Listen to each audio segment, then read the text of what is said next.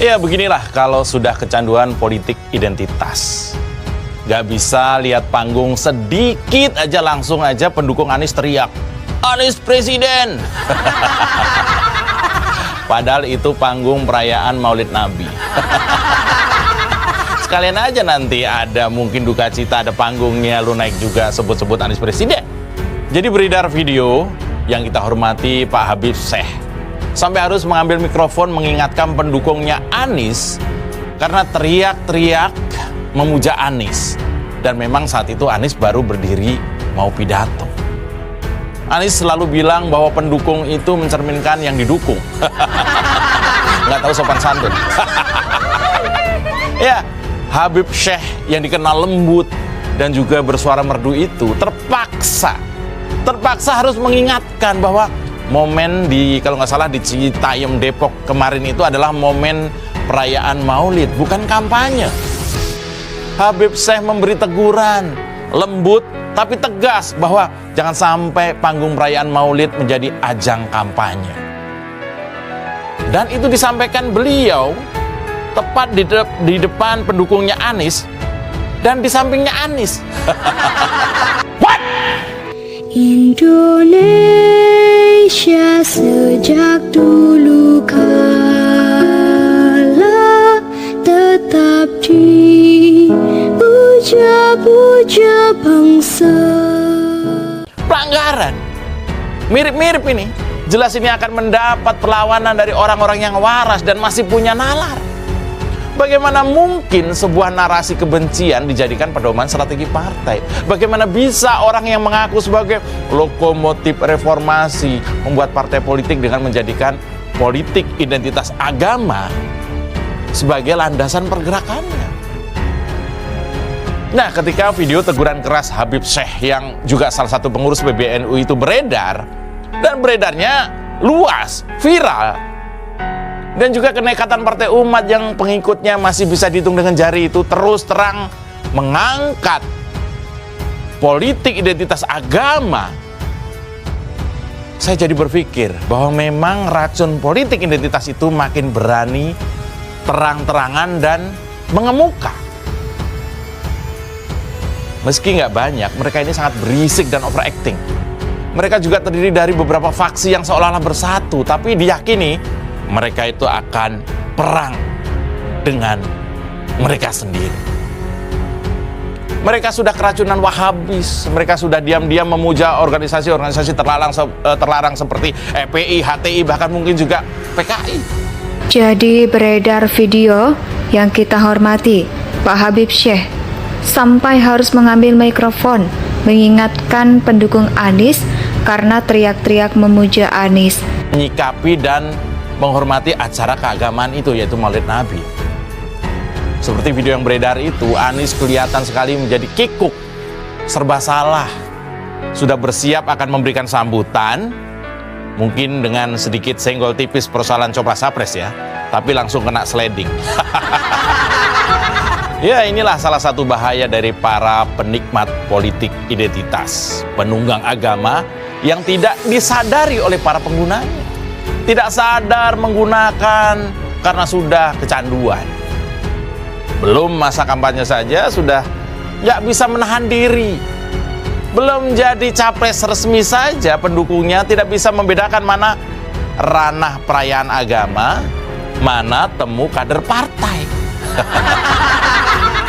Ya, ini sama rusaknya dengan yang terjadi kemarin di Rakernas Partai Umat.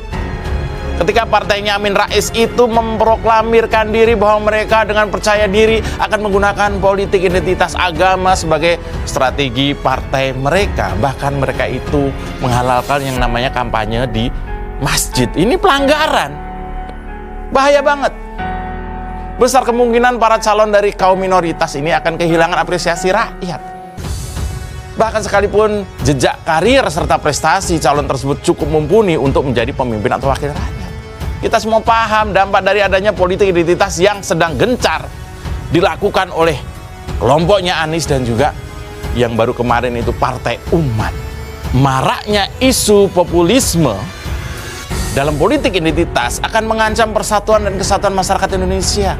Penggunaan isu keagamaan dalam perhimpunan dukungan politik membuat lubang besar yang bisa saja ditumpangi oleh oknum-oknum yang tidak bertanggung jawab dan memang menginginkan perpecahan Indonesia. Ormas-ormas radikalis tertawa lebar melihat pola Anies dan Partai Umat kemarin, bos. Ngakak mereka. Dan memang saat itu Anies baru berdiri mau pidato. Anies selalu bilang bahwa pendukung itu mencerminkan yang didukung. Mereka adalah penderita akut penyakit anti Pancasila dan lebih mendewa-dewakan apa yang mereka sebut sebagai sistem khilafah. Ya, mundur sedikit sejak Pilgub DKI Jakarta 2017 lalu, penggunaan isu politik identitas mulai kerap digunakan dalam rangka mencari dukungan suara. Banyak hoaks dan ujaran kebencian berbau sara yang ditujukan kepada salah satu pasangan calon atau calon perseorangan dengan harapan lawan politik kehilangan dukungan masyarakat. Begitu loh. Contohnya dulu waktu Ahok di stigma, dia minoritas, dia Kristen, dia Tionghoa, sehingga akan ada kebencian ke arah lawannya. Itu loh, maksudnya seperti itu. Begitu juga dinilai dari gaya politik identitas agama yang kental digunakan oleh Anies maupun Partai Umat ini, pasti tidak jauh-jauh dari situ. Apa agamamu, apa partaimu, siapa capresmu? 3 kalimat jurus maut yang bakal mereka gunakan. Apa agamamu, apa partaimu, siapa capresmu? Lihat saja. Bayangkan kalau ini juga masuk pada ranah pileg misalnya, atau pilkada, maka kemudian politik identitas ini adalah racun bagi keadilan dalam demokrasi. Ketika isu-isu itu sampai ke calon pemilih yang tidak memiliki cukup pengetahuan dan mudah terpengaruh, seperti kondisi rakyat kita saat ini di bawah-bawah sana, di desa-desa. Bayangkan kalau video-video kebencian mereka sampai mereka terima oleh saudara-saudara kita yang tidak punya kemampuan luas menganalisa, bahaya banget. Nih ya, politik identitas itu berbasis agama yang digunakan dalam kampanye politik juga akan menciptakan jurang pemisah nih antara kelompok umat beragama di Indonesia. Kuatnya tekanan dari kelompok agama radikal di Indonesia secara tidak langsung akan memberikan dampak buruk untuk pemeluk agama lain. Pemeluk agama minoritas akan merasa didiskriminasi sehingga akan memunculkan perpecahan antar umat beragama. Tidak kapok dari pengalaman pemilu tahun 2019 kemarin, ternyata isu itu akan kembali muncul dalam pemilu tahun 2004 mendatang. Peristiwa yang lalu memiliki kesempatan besar untuk terus digaungkan oleh kelompok radikal demi keuntungan pribadi. Begitu pula oleh golongan-golongan yang memang pada dasarnya menginginkan perpecahan antara kaum mayoritas dan kaum minoritas di Indonesia. Nih ya, saya kasih tahu, PR penting buat kita, rakyat jelata yang menyukai persatuan ini dan juga menyukai keberagaman dan tidak menjadikan isu SARA sebagai syarat utama penegakan demokrasi, maka wajar kalau kita itu harus mengcounter, melakukan perlawanan, dan nggak cuma diam, bos. Ketika kebinekaan kita dikoyak, ketika keberagaman kita sedang diracun oleh pembonceng dan pemerkosa agama dengan dalih iman, padahal cuma buat cuan dan kedudukan. Itu paras ya. Nggak tahu sopan santun. Habib Syekh yang dikenal lembut dan juga bersuara merdu itu terpaksa harus mengingatkan bahwa momen di Citayam Depok kemarin itu adalah momen perayaan Maulid, bukan kampanye. Kalau ini terus berlanjut, semangat persatuan dan kesatuan yang rendah akan meningkatkan potensi polarisasi masyarakat, bahkan elit politik pecah. Politik identitas juga berpotensi menghancurkan prinsip-prinsip demokrasi. Kita tahu itu. Kita tahu bahwa sistem demokrasi telah menjadi sistem pemerintahan yang dianut Indonesia mengingat pluralisme masyarakat. Kita ini beda-beda, bos. Beda suku, beda agama, macem-macem. Ribuan suku, ribuan bahasa daerah. Nggak bisa pakai politik identitas. Misalnya nih, yang ganteng doang yang boleh jadi presiden, nggak bisa begitu. Itu nggak demokratis.